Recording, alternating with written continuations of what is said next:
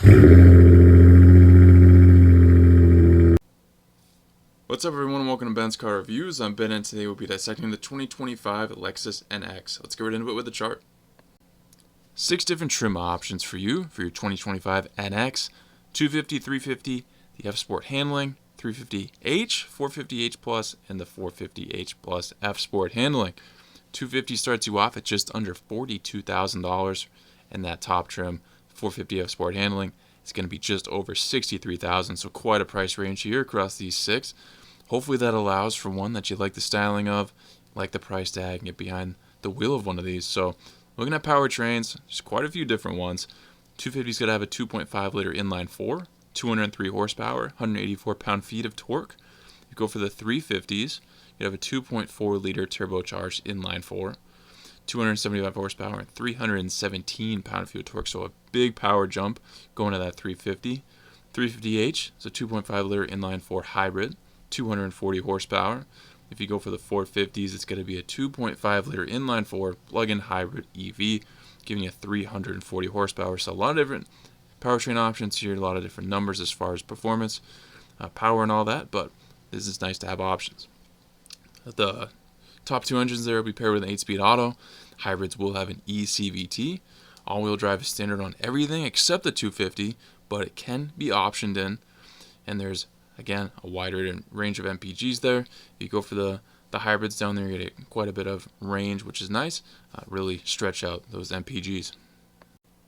Real quick, guys, here are Ben's Car Reviews. I strive to bring the most accurate, relevant information in under 10 minutes. There's no misleading and no wasted time. If that's something that's intriguing to you, like this content as you watch, please like and subscribe so you can continue to grow the channel. Let's keep going. This generation of the NX is probably one of the best looking small SUVs I've ever seen, and just vehicle in general. It already has an edge over the competition with that Lexus reputation backing it, and the looks and features sure make it difficult for the competitors to go against this. Let's get into the exterior to start. A staple of Lexus that is always spot on are the light fixture designs. The headlights and taillights are once again done so well. I'm a big fan of the taillights with the L shape and the bar going the width. Standard bi-LED headlamps and daytime running lights, and the 450s bring you premium triple beam LED headlamps with headlamp washers and cornering lamps, so that's a cool touch. The 250, 350, and 350H will have 18-inch, 15-spoke wheels, and the remaining trims will have sharp 20-inch wheels. The 350 and 350H also have an option for those 20-inch wheels. Designs and finishes are so well done, Lexus always nails it on their wheel designs. There are F-Sport specific gloss black roof rails, side view mirrors, and window trim surround, color matched wheel fender arches, front fender badges, front fascia and mesh grille insert, and rear bumper with rear valance. Again, all specific to the F-Sports. Roof rails are standard. Heated side mirrors are standard. Rain sensing wipers are standard. Lexus says the low center of gravity helps performance in many ways on this.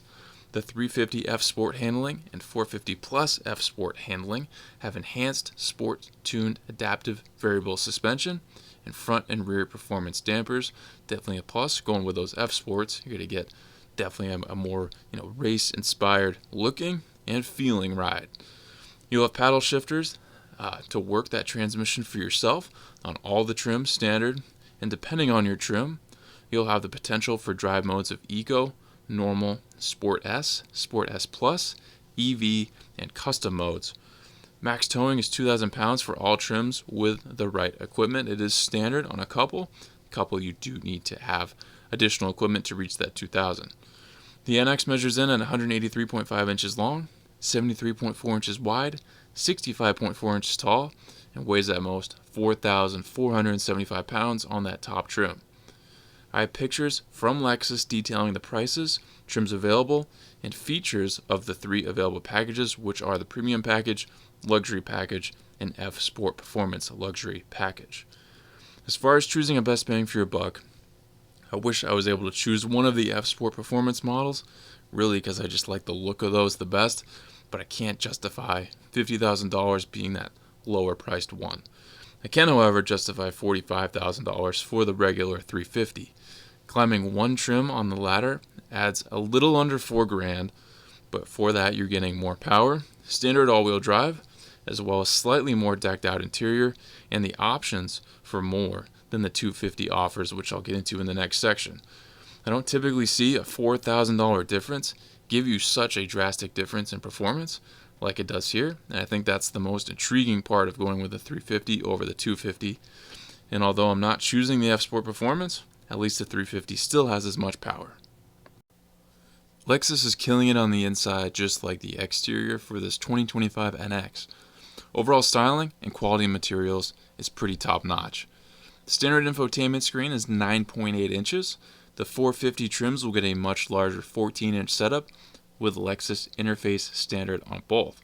Also, wireless Apple CarPlay and Android Auto capability. The driver's gauge cluster is also well designed and clearly shows your important info. There's a 10-inch heads-up display standard on the 450s and the 350 F Sport. The standard sound system is the 10-speaker Lexus Premium sound system, but there's also an option for the 17-speaker Mark Levinson Pure Play surround sound system on all but the top trim. Not sure about that as to why. Maybe that's something to do with the structure of the plug-in hybrid, but it is an option for everything else. There's an optional wireless charger on all trims. Absolutely ridiculous that that's not standard on any trim, especially the top ones. Like, what are they doing with that? Power moonroof is standard on all on the 450s and an option for the rest. The panoramic glass roof is an option for all but the 250. There's a digital rearview mirror on the 450 trims. Thematic ambient lighting is standard on the top two trims and an option for the rest. New Lux seating material is standard, but the 450H Plus has perforated leather trimmed with unique chevron seat quilting. Interior trims will be either dark graphite, stippled black, black prism, or black open pore wood. Standard leather trim steering wheel and shift knob in the F Sports get F Sport, perforated leather trimmed shift knob, and heated steering wheel. There's 60/40 split folding rear seats. You'll get standard heated seats. The 450s add ventilated, and the 350 F Sport can package in ventilated also. There's standard 8-way power adjustable driver's seat with 2-way power lumbar, 8-way power passenger adjustable seat, and the 450H Plus adds 4-way lumbar. That's the only thing it gains over the rest. It goes from 2-way to 4-way lumbar. Lexus Safety System 3.0 offers some great driver's assist, safety and technology features, and the more you get, the higher you buy. Overall, I think Lexus could have done much better with giving the 350s more standard. I'm not sure why they saved it all for the 450s, especially considering those are hybrid models and might not appeal to a lot of people, but it is what it is.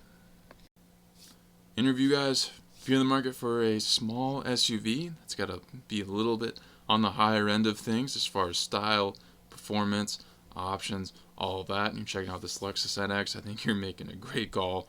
Like I mentioned at the very start of this video, it's not easy to compete with this thing, and yes, there are a lot of competitors out there, but this thing really just does it all very well.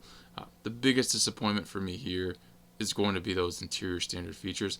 Some of these things you're getting standard on vehicles far less expensive.